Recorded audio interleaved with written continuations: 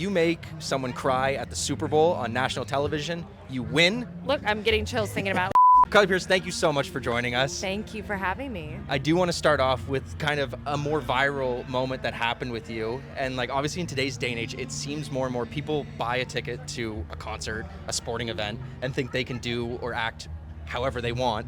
And you didn't stand for that. If you're gonna be an asshole, then you're gonna have to say it to me and get the out of my show.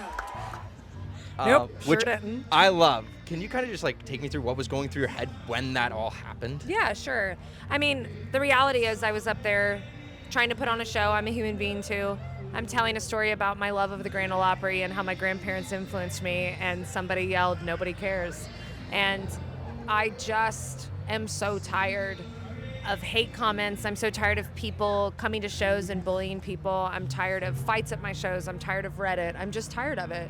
And I feel like, you know, I'm 8 years into this and I've taken a lot of shit, and I snapped in that moment. And I think the bigger thing is I probably could have handled it better, totally. But the sentiment still remains true, is people need to be held accountable for their actions, and he had no business being in my show. Okay. And I think setting the standard, Totally. you know, hopefully that never happens again. I mean, it's like, just don't go get a beer. Yeah. Like, just, I don't care. There's the F around and find out scale, Yes. and he was right in the intersection. Ooh, yeah, it was not good. Awesome. So I want to talk a little bit about your storytelling and your songwriting, because you're honestly one of my favorite storytellers in country music. And I think Hummingbird tells such a good story through the entire album. When you're going into a writing session, do you go song by song, or do you want the whole album to have a purpose? I feel like the last two albums, they needed a purpose. I kind of write like the first 4 or 5 songs of a record, and I call it the nucleus.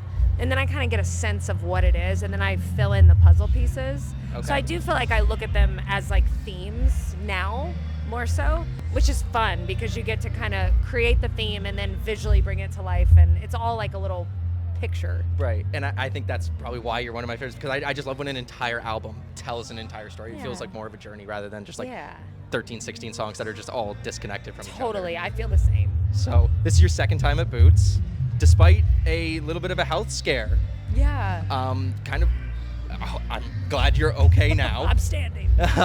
But how excited are you to be back here, and despite everything that happened that may have kept you from being back here? Yeah, it's been a really crazy summer.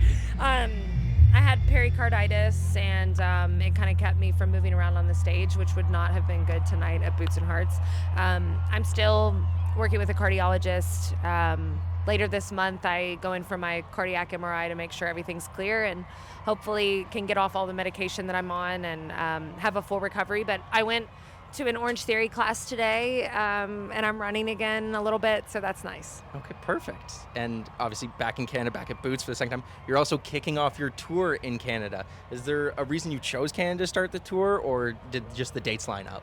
It's just kind of the way that the dates lined up, but I definitely was extremely excited to get back to Canada, and it was really important to me. And I feel like I'd be remiss to be sitting next to someone who's actually written with Chris Stapleton and not talk about it. Well, actually, I wrote the song, but Chris sang on Okay. it with me. But I will tell you, I mean, when you think about vocalists, Yeah. in my book, he's the greatest of all time. He was my dream collaboration.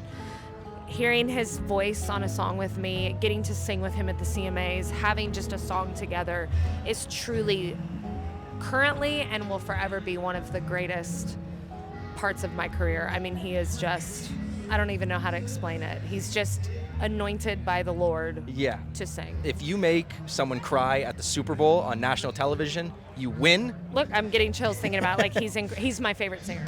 I'm going to be coming to Canada on the Hummingbird World Tour. Please go check out carlypearce.com and come see me. I would love to see you there. Just don't say nobody cares at my show.